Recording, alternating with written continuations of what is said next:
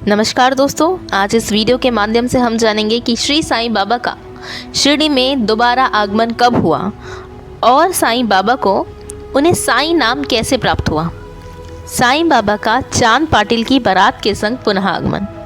जिला औरंगाबाद निजाम स्टेट के धूप गांव में चांद पाटिल नामक एक धनवान मुस्लिम रहते थे। जब वे औरंगाबाद को जा रहे थे तो मार्ग में उनकी घोड़ी खो गई।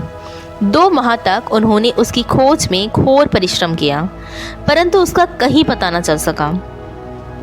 अंत में वे निराश होकर घोड़े की जीन को अपने पीठ पर लटकाए औरंगाबाद को लौट रहे थे।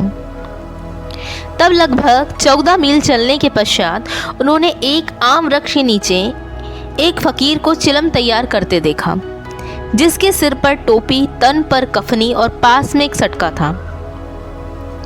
फकीर के बुलाने पर चांद पाटिल उनके पास पहुंचे। जीन देखते ही फकीर ने पूछा, ये जीन कैसी? चांद पाटिल ने निराशा के स्वर में कहा, क्या कहूँ, मेरी एक घोड़ी थी, वह खो गई है और यह जीन उसी की है। फकीर बोले, थोड़े नाले की ओर भी तो ढूंढो। चांद पाटिल नाले के समीप गए तो उन्होंने अपनी घोड़ी को वह चरते हुए देखकर महान आश्चर्य हुआ। उन्होंने सोचा कि फकीर कोई सामान्य व्यक्ति नहीं, बल्कि कोई उच्च कोटि का मानव दिखलाई पड़ता है। घोड़ी को साथ लेकर जब वे फकीर के पास लौट कर आए, तब तक चिलम भरकर तैयार हो चुकी थी। 2 वस्तुओं की आवश्यकता थी, एक तो चिलम सुलगाने के लिए अग्नि और दूसरा साफी को गीला करने के लिए जल। फकीर ने अपना चिमटा भूमि में घुसेड़ कर ऊपर खींचा तो उसके साथ ही एक अंगारा प्रज्वलित हुआ।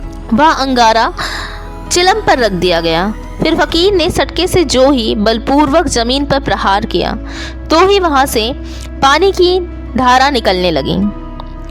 फकीर ने साफी को भिगोकर चिलम पर लपेट लिया। इस प्रकार सब प्रबंध करके फकीर ने चिलम पी और उनके पश्चात चांद पाटिल को पीने को दी। यह सब प्रबंध देख और चमत्कार को देखकर चांद पाटिल को बड़ा विस्मय हुआ। चांद पाटिल ने फकीर से अपने घर चलने का आग्रह किया। दूसरे दिन चांद पाटिल के साथ फकीर उनके घर पर चला गया। वह कुछ समय तक रहा। पाटिल धूप गांव का अधिकारी था। उसके घर पर उसके साले के लड़के का विवाह होने वाला था और बारात शिरडी को जाने वाली थी, इसलिए चांद पाटिल शिरडी प्रस्थान करने की पूर्ण प्रबंध करने लगा। फकीर भी बारात के साथ ही गया। विवाह निर्विघ्न समाप्त हो गया। बारात कुशलतापूर्वक धूप गांव को लौट आई, परंतु फकीर शिरडी में ही रुक गया और जीवन पर्यंत वही रहा। फकीर को साईं नाम कैसे प्राप्त हुआ? जब बारात शिरडी पहुंची तो खंडोबा के मंदिर के समीप मालसापति के खेत में एक वृक्ष के नीचे ठहराई गई। खंडोबा के मंदिर के सामने सारी बैलगाड़ियां खोल दी गईं और बारात से सब लोग एक एक करके नीचे उतरने लगे।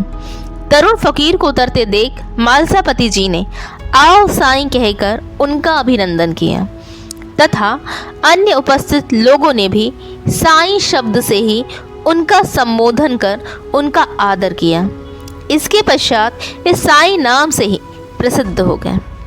इस प्रकार साईं बाबा का पुनः आगमन हुआ तथा उन्हें साईं नाम मिला।